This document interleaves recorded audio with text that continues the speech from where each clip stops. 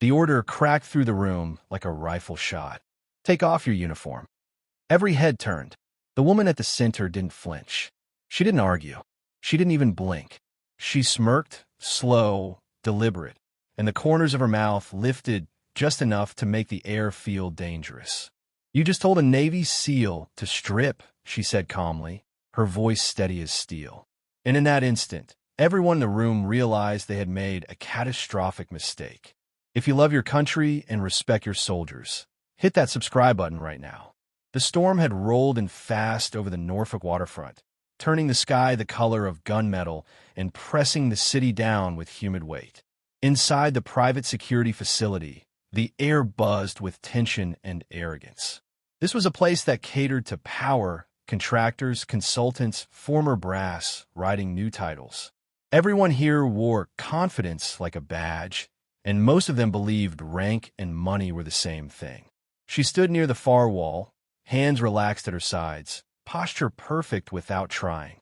Her name on the paperwork read Alex Morgan. No rank, no designation, just a contractor ID clipped to her chest.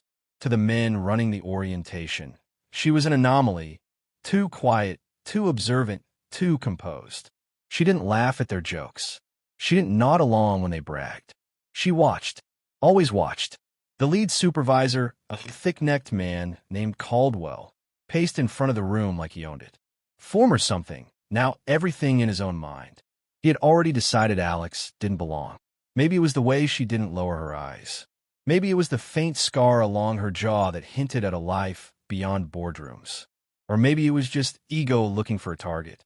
"Contractors," Caldwell barked, "you're not military here. I don't care what you were. In this building, you answer to me." Alex said nothing.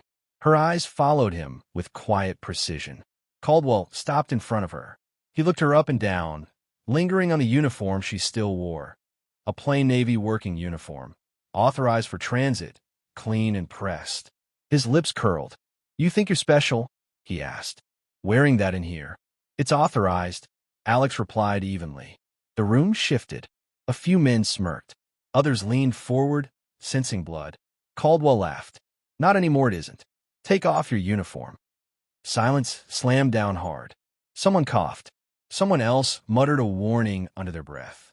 Caldwell crossed his arms, satisfied with himself. He thought he was asserting dominance. He thought this was a lesson. Alex didn't move. She let the moment stretch until discomfort bloomed. Then she smirked. "You just told a Navy SEAL to strip." The words didn't rise. They didn't fall. They landed. A ripple moved through the room. Caldwell's face flushed.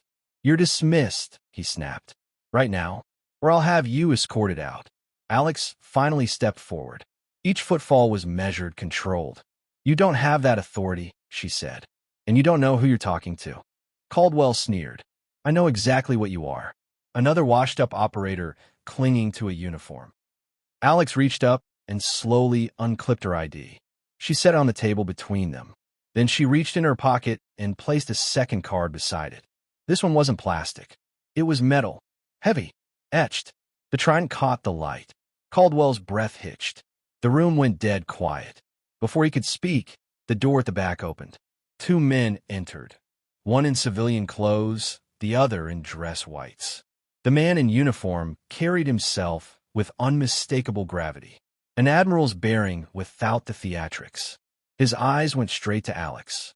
"At ease, Chief," he said. Alex snapped to attention. The movement was reflex, sharp as a blade. Caldwell's mouth opened, then closed. His face drained of color. The admiral turned to the room. "This woman has more combat hours than everyone here combined. She's here because I asked her to be." He looked back at Caldwell. "And you just ordered her to remove her uniform." Caldwell stammered. "Sir, I didn't know." "That," the admiral said coldly, "is the problem." They cleared the room in minutes. The arrogance evaporated fast when real authority entered the space. Caldwell was escorted out, his protest swallowed by the heavy door. The remaining contractors sat frozen, suddenly aware they were in the presence of someone who had walked through hell and come back quieter for it. Alex stood where she was told, eyes forward, heart steady. She wasn't angry. She was tired. tired of proving herself, tired of the same old test, wrapped in new words.